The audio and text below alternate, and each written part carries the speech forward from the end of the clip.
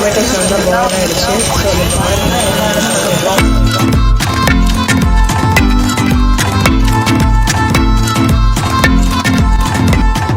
Tomatoes நல்லா boil ஆகிடுச்சு. So அந்த பாயில்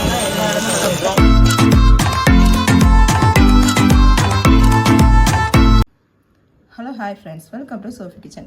இன்றைக்கி என்ன செய்ய போகிறோம் பார்த்தீங்கன்னா, ஃப்ரெஞ்ச் ஃப்ரை செய்ய போகிறோம். அதுக்கு வந்து எப்போவுமே நீங்கள் வந்து உருளைக்கிழங்கு இது மாதிரி பெருசாக வாங்கிக்கோங்க, நீட்டாக இருக்கிற மாதிரி வாங்கிக்கோங்க. அப்போ தான் நம்ம ஃப்ரெஞ்ச் ஃப்ரை செய்யும்போது நல்லாயிருக்கும். ஸோ இப்போ நான் எடுத்து வச்சுருக்கேன், அது எப்படி 1 கிலோக்கு மேலேயே இருக்கும் எனக்கு அந்த உருளைக்கிழங்கு.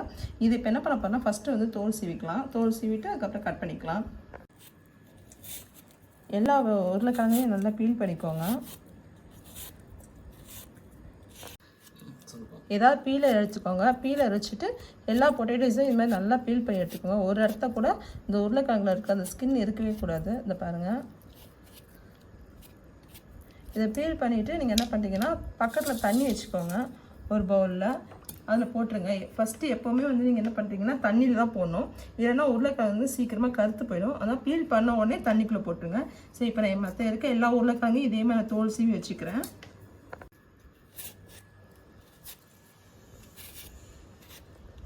நம்ம கடையில் வாங்கி கொடுக்கறதுக்கு பதில் இது மாதிரி நம்மளே செஞ்சு கொடுத்தோன்னா பசங்க எப்படி சாப்பிட்றாங்க, ஹெல்த்தியாக நம்மளுக்கு என்ன ஆயில் யூஸ் பண்ணுறோம் எல்லாமே நமக்கு தெரியும். பசங்களும் விரும்பி சாப்பிடுவாங்க. ரொம்ப ஈஸியாக நம்மளும் செஞ்சிடலாம் வீட்டில். பசங்க ஸ்கூலுக்கு போயிட்டு வர டைமில் நம்ம செஞ்சிடலாம். இதை நம்ம ஸ்டோர் பண்ணியும் வைக்கலாம். அதை நான் எப்படி ஸ்டோர் பண்ணி வைக்கிறதுன்னு உங்களுக்கு லாஸ்ட்டாக சொல்கிறேன். பாருங்கள், ஃபுல்லாக பின் பண்ணியாச்சு.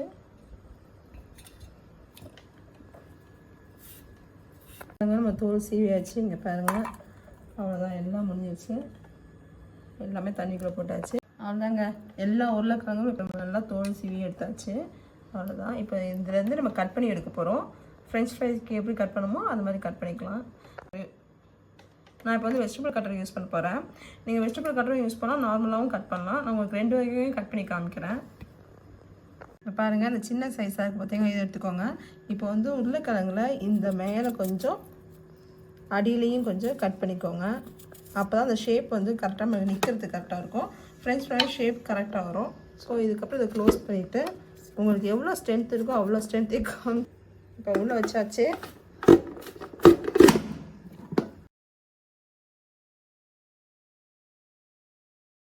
இப்போ பாருங்கள், நம்ம கட் பண்ணியிருக்க ஃப்ரெஞ்ச் ஃப்ரைஸ் பாருங்கள், கரெக்டாக அந்த ஷேப்பில் வந்துருக்கா.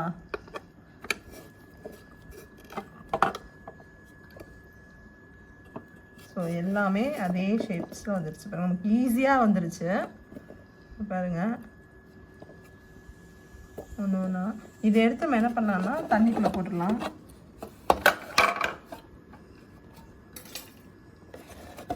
கொஞ்சமாக கட் பண்ணாங்க.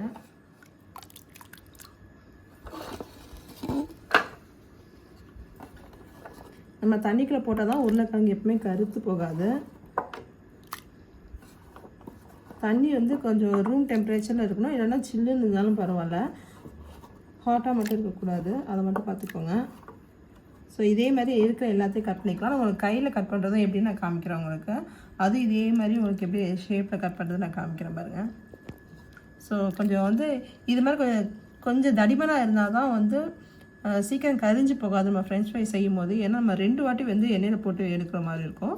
ஸோ இது மாதிரி கொஞ்சம் திக்காக தான் இருக்கணும். ரொம்ப மெலிசாக கட் பண்ணிட்டிங்கன்னா சீக்கிரமாக கரிஞ்சிடும். உள்ளே சாஃப்டாகவும் இருக்காது, மேலே மட்டும் ஃபுல்லாக கரிஞ்சு போயிடும். அதனால் கொஞ்சம் எப்போவுமே வந்து கட் பண்ணும்போது கொஞ்சம் திக்காகவே கட் பண்ணிக்கோங்க. இப்போ நான் கையில் கட் பண்ணுறது எப்படி காமிக்கிறேன். நம்ம சாப்பரில் கட் பண்ணோம். இது வந்து உங்களுக்கு ஷேப்பாக வேணும், இல்லை எனக்கு எந்த ஷேப்பாக இருந்தாலும் பரவாயில்ல அப்படின்னா நீங்கள் வந்து அப்படியே கட் பண்ணிக்கலாம். இதோ இது மாதிரி கட் பண்ணிக்கோங்க. ஒரு உருளைக்கிழங்கு ஃபஸ்ட்டு 2ஆக கட் பண்ணிக்கோங்க.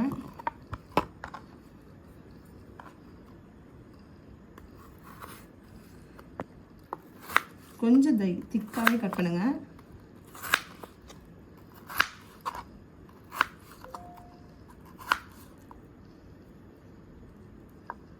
பார்த்தீங்களா, இப்போ நம்ம இது கட் பண்ணியிருக்கோம் பார்த்தீங்களா. இதை வந்து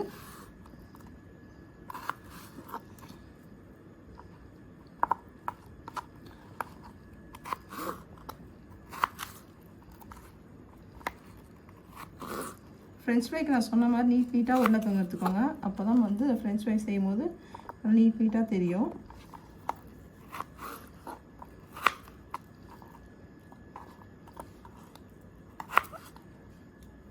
இதையும் தண்ணிக்குள்ள போட்டுடலாம்.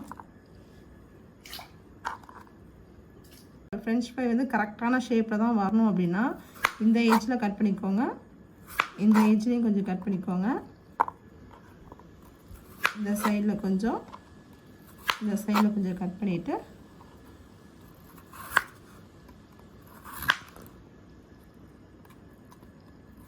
ஒரு உருளைக்கிழங்கு 3 இல்லை 4 துண்டாக இது மாதிரி வெட்டிக்கோங்க. அப்போ கரெக்டாக வந்துடும். அவ்வளோதான்.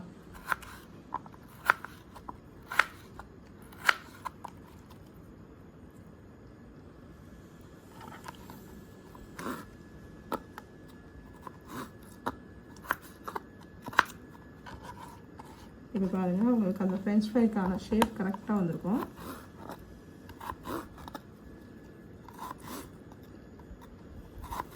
ஆனால் இதில் வந்து நம்ம கொஞ்சம் உருளைக்கிழங்கு வேஸ்ட் ஆகும். பாருங்க, இந்த மாதிரி கட் பண்ணிக்கோங்க. ரொம்ப தரிசாக இருந்துச்சு அப்படின்னா இதையும் நீங்கள் 2ஆக கூட கட் பண்ணிக்கலாம். இப்போ தெரியுதா உங்களுக்கு? கரெக்டான ஃப்ரெஞ்ச் ஃப்ரை ஷேப்ஸ் வந்துருச்சா? உங்களுக்கு எப்படி வேணுமோ நீங்கள் அப்படி கட் பண்ணிக்கலாம். இல்லை அப்படின்னா எனக்கு அன்னி வேணால் இருந்தாலும் பரவாயில்ல, நீங்கள் இது மாதிரி கூட கட் பண்ணிக்கலாம். உங்களுக்கு பொட்டேட்டோஸ் எதுவுமே வந்து வேஸ்ட் ஆகாது. ஸோ அதுதான் இப்படியே நீங்கள் கட் பண்ணிக்கலாம், உங்களுக்கு சாப்பர்லையும் கட் பண்ணிக்கலாம். அது வச்சு இது வந்து நம்ம வந்து இந்த வெஜிடபிள் கட்டரில் வந்து கட் பண்ணி எடுத்துருக்கோம். இங்கே பாருங்கள்.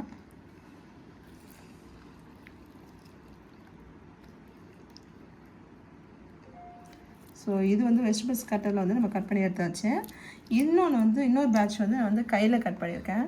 உங்களுக்கு நான் எப்படி கட் பண்ணி காமிச்சனோ அந்த மாதிரி தான் கட் பண்ணியிருக்கேன். இது வந்து நான் எந்த ஷேப்பும் எடுக்காமல் அப்படியே எந்த உருளைக்கிழங்கும் வேஸ்ட்டே ஆகலை. ஸோ அது மாதிரி தான் கட் பண்ணி எடுத்துருக்கேன். பாருங்கள் எவ்வளோ நீட்டாக எவ்வளோ சூப்பராக இருக்குது பாருங்கள். இது பாருங்கள். ஸோ ஈஸியாக கையிலையும் நம்ம கட் பண்ணிக்கலாம். நம்மகிட்ட கட்டர் தான் வேணும், வெஜிடபிள் கட்டர் தான் ஃப்ரெஞ்ச் ஃப்ரை செய்ய முடியும் அப்படிலாம் கிடையாது.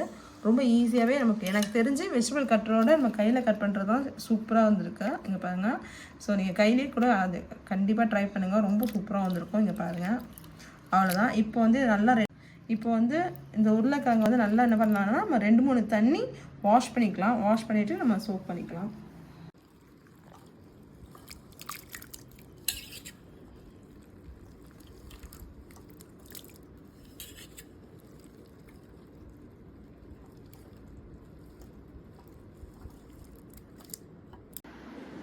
இப்போ பார்த்தீங்கன்னா எல்லா உருளைக்கிழங்கையும் நான் 2 வாட்டி வாஷ் பண்ணியிருக்கேன்.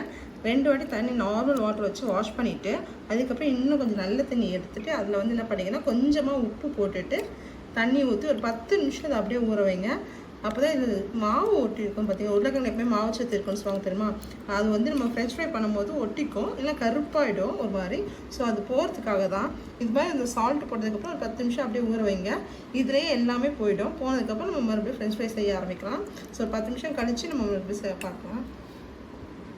பாருங்கள், ஸ்டவ்வில் வந்து நான் ஒரு வெந்நீர் வச்சுருக்கேன். இந்த அளவுக்கு சூடான போதும். இந்த அத்தை முத்தாக வருது தெரியுதா உங்களுக்கு?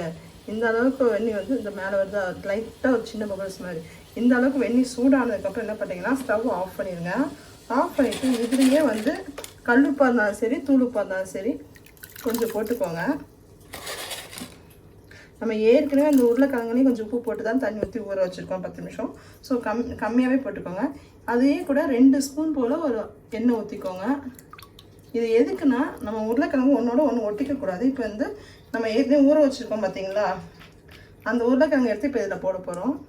இந்த உப்பு கரையிட்டோம், கரைஞ்சனே போட்டுடலாம். இப்போ பாருங்கள், இந்த தண்ணிக்குள்ளேயே நல்லா உருளைக்கிழங்கு ஊறி பாருங்கள் எந்த அளவுக்கு சூப்பராக ரெடி ஆகிடுச்சு. இப்போ இதை வந்து இப்போ நம்ம இந்த வெந்நீர் எடுத்து வச்சுருக்கோம் பார்த்தீங்களா, இப்போ அதில் வந்து இந்த உருளைக்கிழங்கு போட்டு ஒரு 5 நிமிஷம் 4லேருந்து 5 நிமிஷம் வச்சா போதும்.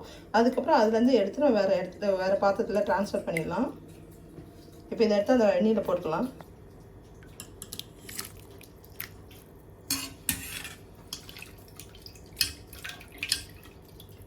எதுக்காக இதில் போடுறோன்னா இந்த வெந்நீரில் வந்து அந்த 5 நிமிஷம் வேகணும், கொஞ்சமாக வெந்துடும்.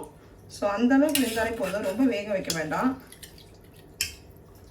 கொஞ்சம் வெந்துச்சுன்னா நம்ம எண்ணெயில் போட்டு பொரிக்கும் போது சீக்கிரமாக வேகும், அதுக்காக தான். ஸோ இது ஒரு அவ்வளோதான். இந்த உருளைக்கிழங்கு அப்படியே வந்து நம்ம வந்து ஒரு 5 மினிட்ஸ் இல்லை 4 மினிட்ஸ் அப்படியே இருக்கட்டும் அந்த வெந்நீரில். அதுக்கப்புறம் இதை எடுத்து ஃபில்ட்ரு பண்ணிடலாம். அது நம்ம ஃபில்ட்ரு பண்ணிடலாம். கொஞ்சம் கொஞ்சமாக எடுத்து தண்ணியே இல்லாமல் வடித்து ஒரு பாத்திரத்தில் போட்டுடலாம். அது மேலே வந்து நல்லா ஒரு காட்டன் துணியை வச்சு நல்லா தொடச்சி எடுத்திங்கன்னா தண்ணி எதுவுமே இருக்கக்கூடாது. அப்போ தான் ஃப்ரெஞ்ச் ஃப்ரை செய்யும் போது நல்லாயிருக்கும். ஸோ நல்லா ஃபில்ட்ரு பண்ணிடுங்க. ஸோ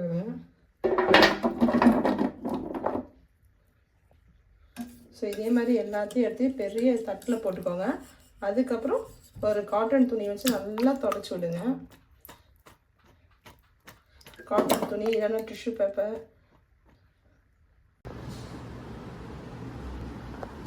இப்போ பாருங்கள், எல்லா ஃப்ரெஞ்ச் ஃப்ரையுமே நம்ம வெந்நீரில் போட்டு எல்லாத்தையும் எடுத்து வந்து வச்சாச்சு. இப்போ என்ன பண்ணுவோம் பார்த்தீங்கன்னா, இது மேலே ஒரு நல்ல ஒரு காட்டன் டவல் இல்லை கிச்சன் டவல் எதாவது இருந்துச்சுன்னா அதை வச்சு இப்படியே ஒத்து கொடுங்க. அப்போ தான் வந்து இதில் உள்ள ஈரம் எல்லாம் போயிடும். ஈரம் எதுவுமே இருக்கக்கூடாது நம்ம ஃப்ரை பண்ண போகும்போது. இதேமாதிரி கொடுத்திங்கன்னா எல்லா ஈரமும் இந்த டவலில் ஒட்டிக்கும்.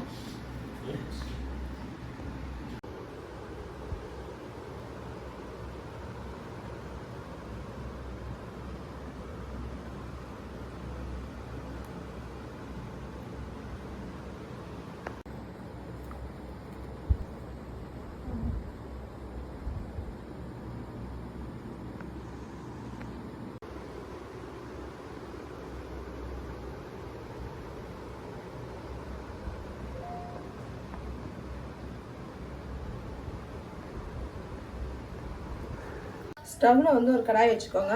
கடாய் கொஞ்சம் நல்லா சூடானதுன்னே என்ன பண்ணுறீங்கன்னா, இந்த ஃப்ரெஞ்ச் ஃப்ரை பண்ணுறதுக்கான ஆயில் ஊற்றிக்கோங்க. நான் வந்து நிறைய ஃப்ரெஞ்ச் ஃப்ரை எடுத்துருக்கேன். ஸோ நான் கொஞ்சம் ஆயில் நிறையாவே எடுத்துருக்கேன். ஸோ ஆயில் வந்து ரொம்ப ஹீட் ஆக வேண்டாம். ஓரளவுக்கு ஹீட் ஆனவுடனே என்ன பண்ணுறீங்கன்னா, ஒரு மீடியம் ஃப்ளேமில் சிம்மில் வச்சுருங்க. சிம்மில் வச்சுட்டு நம்ம அதுக்கப்புறம் மேலே வந்து கொஞ்சம் ஃபஸ்ட்டு ஃப்ரை பண்ணி எடுத்துகிட்டு அப்புறம் மறுபடியும் இன்னொரு வாட்டி ஃப்ரை பண்ணணும். ஸோ லைட்டாக ஆயில் சூடாகட்டும். எண்ணெய் வந்து சூடாகிடுச்சு. நீங்கள் பாருங்கள், ஒரே ஒரு ஃப்ரெஞ்ச் ஃப்ரை போட்டிருக்கேன். ஸோ நீங்கள் என்ன பண்ணீங்கன்னா, கொஞ்சம் கொஞ்சமாக தான் போடணும், மொத்தமாக போடாதீங்க.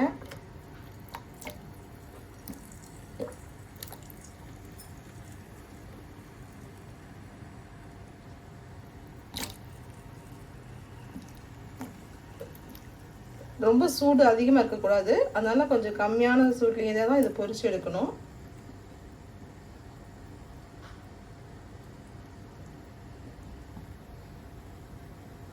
ஒரு 3 நிமிஷத்துலேருந்து 4 நிமிஷம் கலர் சேஞ்ச் ஆகக்கூடாது.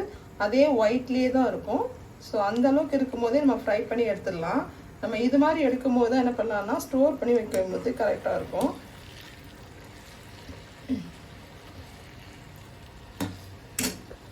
இப்போ பாருங்கள், ஒரு 4 நிமிஷம் ஆயிடுச்சு.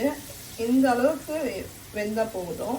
இந்த பபிள்ஸ்லாம் வந்துச்சு பார்த்தீங்களா. ஸ்டவ் சிம்லேயே தான் இருக்குது. நான் 4 நிமிஷமும் சிம்மில் தான் வச்சேன். 4லேருந்து 5 நிமிஷம், அதுக்கு மீறி வைக்க வேண்டாம். இப்போ இந்த உருளைக்கிழங்கு எடுத்துடலாம். இப்போ வந்து கொஞ்சம் சாஃப்டாக தான் இருக்கும். இதை எடுத்து ஈரமே இல்லாத ஒரு பாத்திரத்தில் வச்சுருங்க.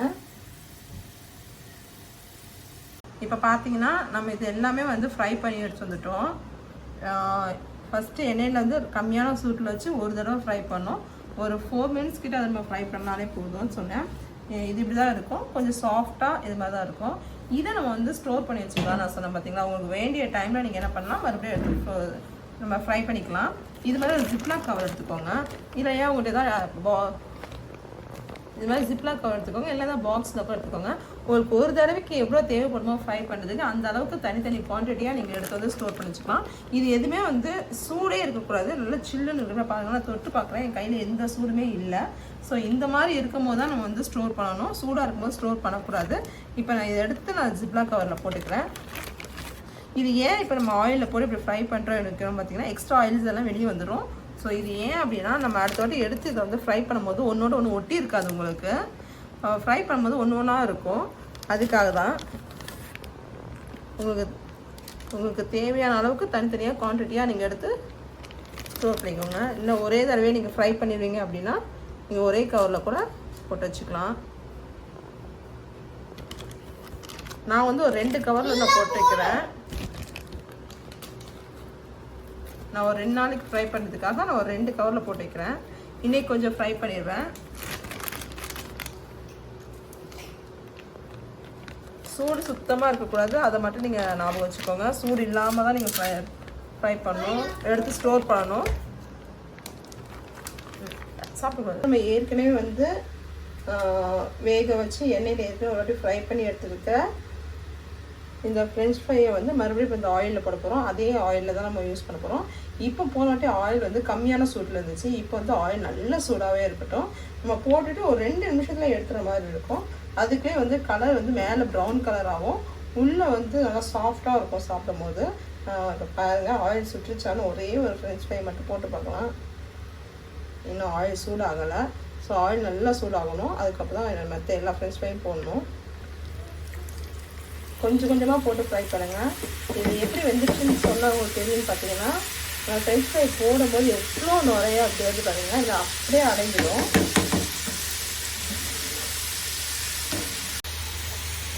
இப்போ பாருங்கள் எந்த அளவுக்கு இப்படி வருது பாருங்கள் நிறையா. இது எல்லாமே வந்து அடங்கணும். இது அப்படியே இந்த பபிள்ஸ் எல்லாம் போனதுக்கப்புறம் நம்ம எடுத்துடலாம். நல்லா கோல்டன் ப்ரௌன் ஆகிடும்.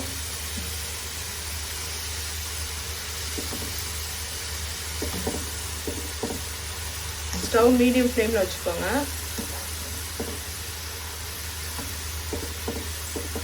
அதுதான் ரொம்ப ஈஸியான ஹோம்மேட் ஃப்ரெஞ்ச் ஃப்ரை ரெடி ஆகிடுச்சு. நம்ம இப்போ ஸ்டோர் பண்ணி ஃப்ரீசரில் ஸ்டோர் பண்ணி வச்சுருக்கோம். அதையும் நம்ம இன்னொரு வாட்டி உங்கள் ஃப்ரை பண்ணி காமிக்கிற பாருங்க. அது இதே மாதிரி தான் வரும் உங்களுக்கு. இங்கே பாருங்க, சூப்பரான ஃப்ரெஞ்ச் ஃப்ரை ரெடி ஆகிடுச்சு. நீங்கள் இதே மாதிரி கண்டிப்பாக உங்கள் குழந்தைங்களுக்கு செஞ்சு கொடுங்க. அவங்களும் நல்லா விரும்பி சாப்பிடுவாங்க. வெளியே வாங்கி கொடுக்கறதோட நம்ம வந்து இது மாதிரி செஞ்சு கொடுக்கும்போது அவங்களும் ரொம்ப ஹாப்பியாக சாப்பிடுவாங்க. ரொம்ப ஹெல்த்தியும் கூட. நம்ம என்ன ஆயில் யூஸ் பண்ணுறோம், எந்த மாதிரி நமக்கு எவ்வளோ ஃப்ரெஷ்ஷாக செஞ்சு கொடுக்குறோன்றதும் இருக்குது. நம்ம கடையில் இங்கே பாருங்கள், போடவே எந்த அளவு சவுண்ட் எப்படி இருக்குது பாருங்கள். ஸோ அவ்வளோ கிறிஸ்பியாக இருக்கும்.